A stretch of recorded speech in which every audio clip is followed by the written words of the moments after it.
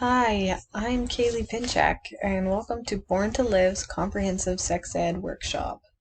Just a few things about comprehensive sex ed, in case you are unfamiliar with what it is. When sex ed is comprehensive, students feel more informed, make safer choices, and have healthier outcomes, like unplanned pregnancies, less STDs.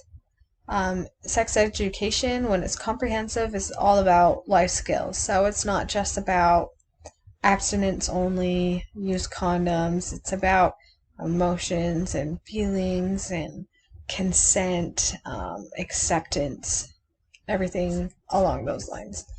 Public school is the best opportunity for teens to access information about sexual health. When it is not regulated by the state, that allows teachers to interpret vague legislative guidelines, meaning students will be taught biased opinions and information that is not medically accurate. Obviously, the best place for a child to learn about sex is from the parent, but that shouldn't be the only place that they learn about it. In case they have a parent who is unformed themselves, they should be getting it from, array of options like school, like their doctor, anywhere that can offer them correct information. Like, you want to stay away from social media because that can be a dangerous place to learn about it, although it is accepting. So students tend to want to go there, even though, we want them to go to medically accurate places. So in the United States, sex education, comprehensive education especially, is really lacking. The CDC found that just 38% of high school students and 14% of middle school students are getting sex education that covers 19 topics. So you can see here in New Jersey, they actually pretty on top of things. They have sexual orientation that is inclusive.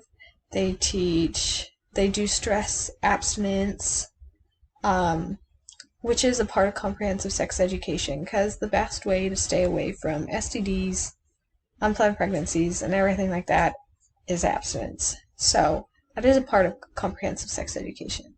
They also teach contraception. They are required to be medically accurate, and sex education is mandated in school.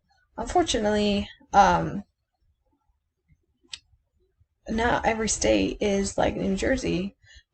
For example, you hop on over here to Pennsylvania, where I grew up, nothing is required. You can see that it is all blank.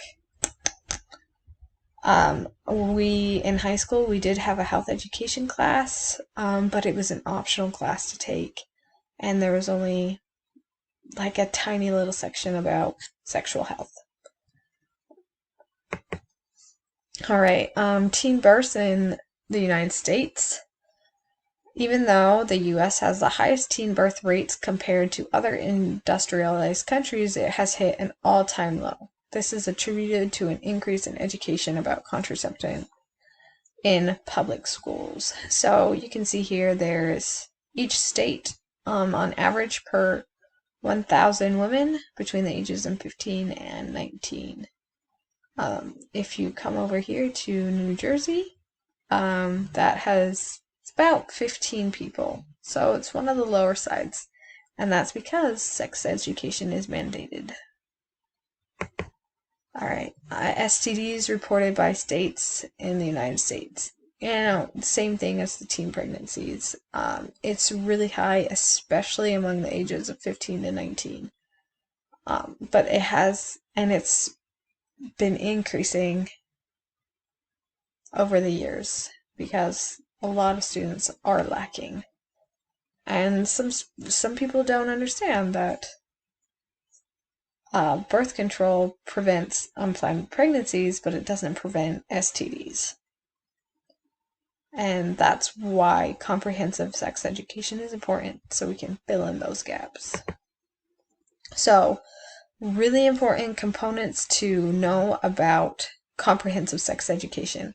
It must be medically accurate, and it must be evidence-based, and it must be age-appropriate. Age-appropriate is probably one of the most important things, because comprehensive sex education is taught through kindergarten to 12th grade. You don't want to be teaching a kindergartner about condoms, but you want to talk about their feelings, what's appropriate for them, like their body parts and situations that is inappropriate for them. So we can equip our children with life skills throughout life. So the main goal is to help youth have a healthy life, make responsible decisions, and become confident in themselves. When you teach sex education, they're making responsible decisions. They know how to prevent STDs. They know what consent is. They know where to go to, when they are feeling ill or have questions. And this helps them not feel ashamed of who they are and how they were built. Some challenges that you may come across when teaching is students and their classmates, parents, teachers, legislators, social media. So parents, for one, they might not be on board with comprehensive sex education. They might be a little wary. Teachers, if it's not required or mandated by state, that's where you can, get biased, non-medically accurate information. Legislators, sometimes they won't allow you to teach certain things, or if kids ask questions, you're by law not allowed to answer those questions. And social media, while it can be a great place of acceptance, it's also, just this huge information pool where people can be getting information that is not medically accurate and teaching kids things that are just incorrect. So, when you're teaching, what should you teach? You should teach abstinence, condoms and contraception, communication skills, positive messages about sex.